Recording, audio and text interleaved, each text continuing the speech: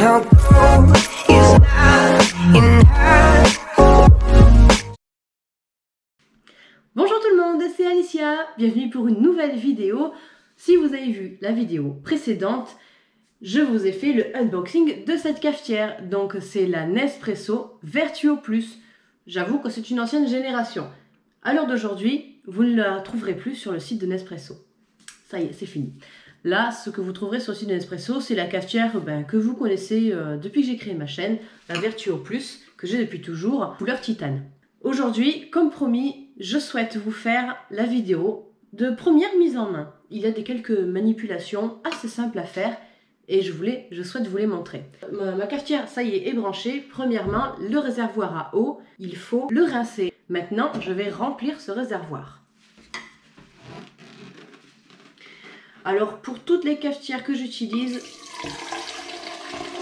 je les remplis toujours avec de l'eau filtrée pour ne pas avoir de problème de tartre.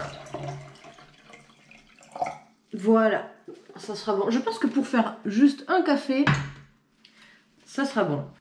Donc, ça y est, c'est rempli et je mets ça sur mon socle.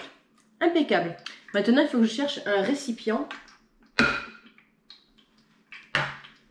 sous la sortie café.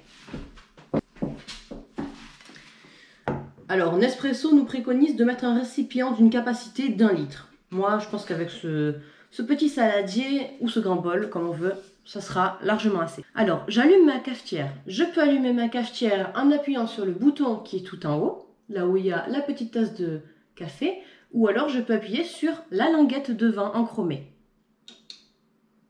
Ça s'allume en vert et ça clignote, c'est que ma machine est allumée. Je presse 3 fois sur la touche noire où il y a la petite tasse de café. 1, 2, 3. Ah!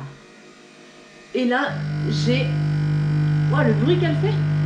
Ah, c'est mieux comme ça s'adoucit. Donc, il y a une lumière orange qui s'allume, qui clignote, et ça, c'est le mode premier pas. On a vu qu'elle a pris un petit peu d'eau parce que ça faisait des bulles dans mon réservoir à eau. Là, ça doit, j'imagine, le chauffer l'eau, faire le circuit en entier. Et voilà. Par contre, elle pisse pas droit. En tout cas, c'est de l'eau bien bouillante, donc je vous déconseille de mettre le doigt. Cette manipulation-là de premier pas, j'ai remarqué que c'est en fait les mêmes sur toutes les cafetières, que ce soit original ou Vertuo. Vous rincez puis remplissez votre réservoir à eau. Ensuite, vous allumez votre cafetière. Puis vous appuyez 3 fois sur le bouton où il y a une tasse et après il n'y a plus rien à faire, il n'y a plus qu'à attendre que le processus se fasse. Donc comme vous pouvez le constater, la cafetière fait couler de l'eau, elle s'arrête, elle reprend, donc ne vous inquiétez pas, c'est tout à fait normal. Et ce rond orange qui clignote, c'est aussi tout à fait normal. C'est qu'il n'est pas justement en mode courant pour faire couler du café. Là, c'est quelque chose de spécial. C'est une manipulation que vous faites sur votre cafetière. Et ça m'éclabousse de l'eau bouillante en plus. Ça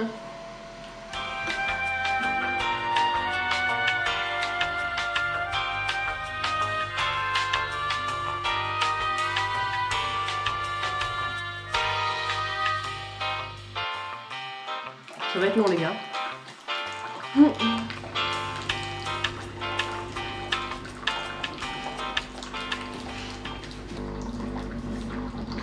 Bon, mon récipient commence à être assez rempli, donc je vais mettre la pause en appuyant une fois en haut. Ah bah ça y est, c'est fini. Oh, ça tombait à pic. Ça y est, mon bol avait été bien rempli. Là, heureusement que j'ai bien mis un bol ou un saladier de 1 litre parce que là, c'était nécessaire.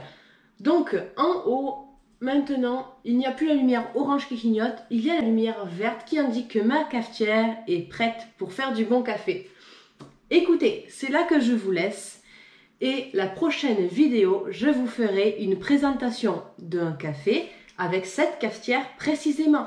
Allez, on se retrouve pour la prochaine fois. Ciao!